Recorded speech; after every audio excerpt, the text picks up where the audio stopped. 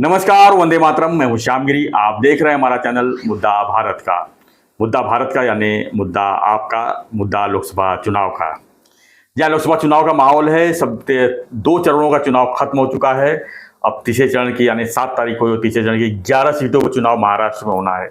लेकिन आप लोगों से शिकायत ये है कि आप लोग घर से निकल नहीं रहे हैं, यानी चुनाव की प्रक्रिया जो है कमजोर पड़ रही है। अगर चुनाव की प्रक्रिया कमजोर पड़ी तो आप लोकतंत्र कैसे बचाएंगे? सब जगह हाय तौबा है कि लोकतंत्र बात की बात है। मोदी की सरकार 400 पार बोल रहे हैं, कम से कम 300 पार होने के लिए तो आपको निकलना पड़ेगा। कुछ करिए। 272 को बहुमत है।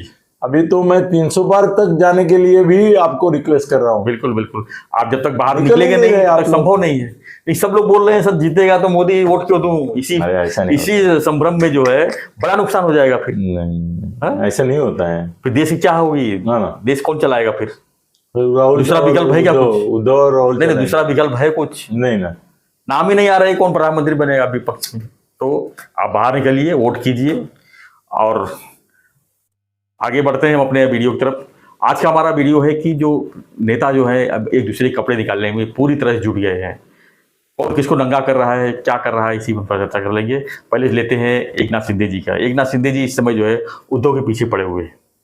सर क्या कहेंगे? सर कैसे है ना, शिवसेना लड़ाई है। जहाँ जहाँ शिवसेना कैंडिडेट है वहां पर मसाल खड़ी है, पर उद्धव ठाकरे की शिवसेना मसाला और धनुष्यबाण का ही सामना हो रहा है। तो कैसे है ना कि एकनाथ जी शिंदे का एक स्वभाव है, वो शिशुपाल के 100 अपराध जब तक होते नहीं है जी तब तक देखते हैं कि 1 2 3 9 9 100 जैसे 100 हो जाते हैं वो बोलते इसके वध करने का अभी समय आया गया। पॉलिटिकल रहता है ये।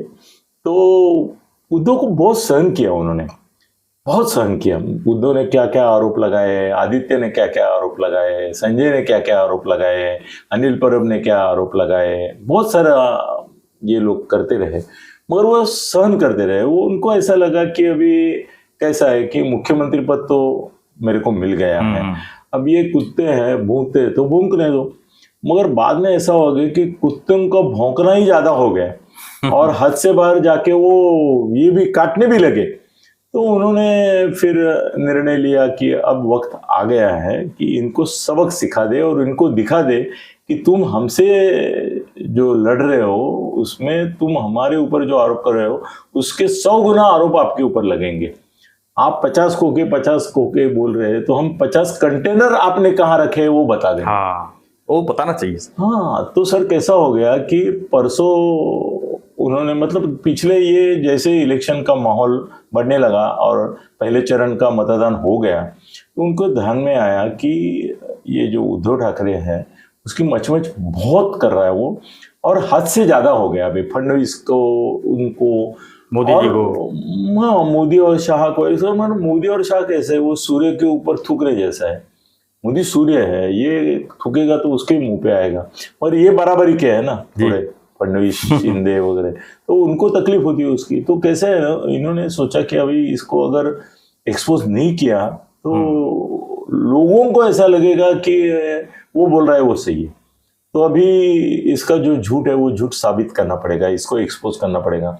तो कैसे है ना कि अभी उन्होंने लोगों तक वो बात पहुंची नहीं है, मगर इकोनॉमिक ऑफेंस विंग जो है महाराष्ट्र गवर्नमेंट की, उन्होंने बहुत सारे इंक्वायरीज का माहौल चालू किया है सर। एक आ रहा है धीरे धीरे, और उसमें वो 3 टपके से शिंदे साहब उनके ऊपर प्रहार कर रहे हैं।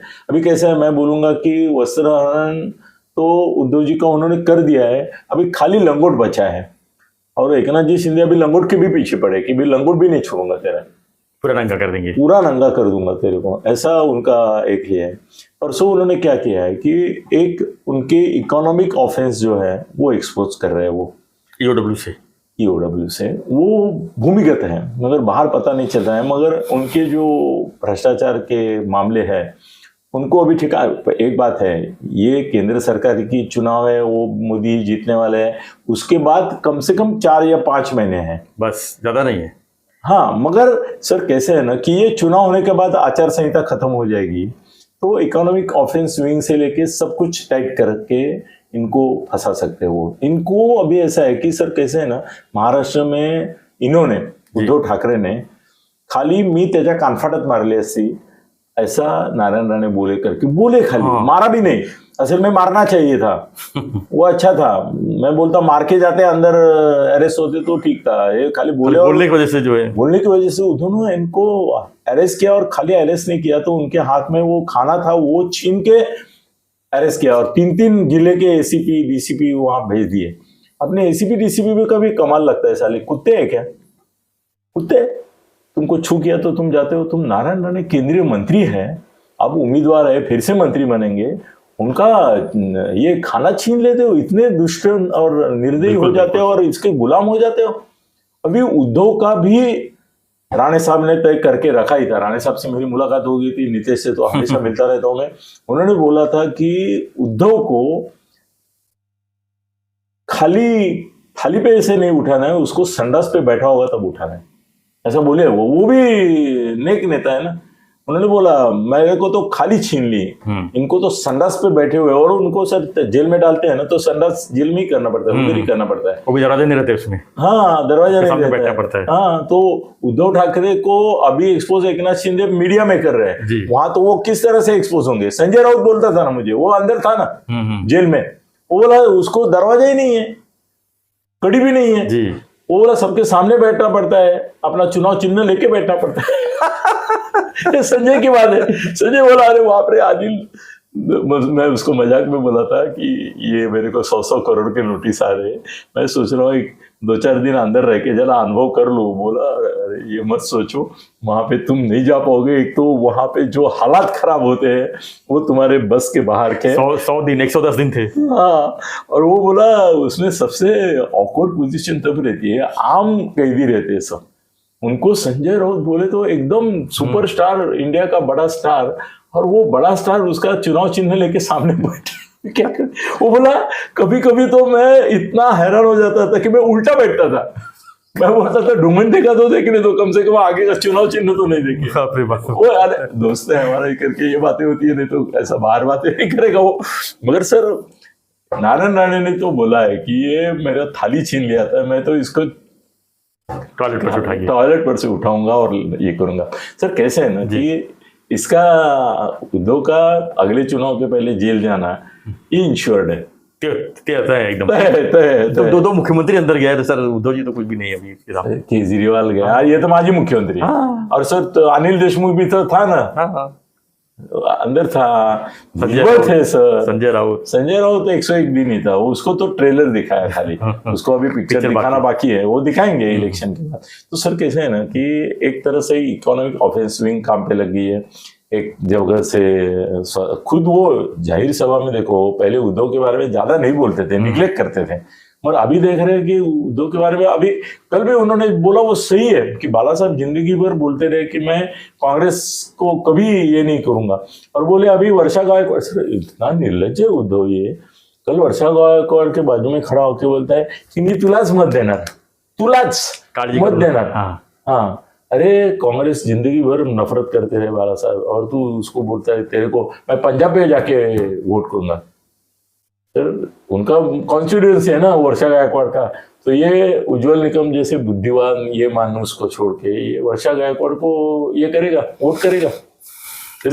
कितना मतलब, अब वो बोले शिंदे साहब कल कि जिंदगी भर नफरत की पंजे की, उसी पंजे के चंगुल में फंस गए हो तुमको शर्म नहीं आती है? तुम जाहिर तौर पे बोलते हो वर्षा गायकवाड़ को मैं पंजे पीछे ठापा लगाऊंगा, तो बोलना ही पड़ेगा सर, नहीं तो वोट भी कहाँ मिलेगा, मुस्लिम वोट है, क्या मुस्लिम ही वोट मिलेगा उसको, बाकी क्या मिलने वाला है। नहीं, मेन बात यह है कि शिंदे साहब ने अभी तय किया है कि बस हो गया अभी, और नहीं, इस सन शक्ति के बाहर हो गया, अभी इनको सबक सिखाना है।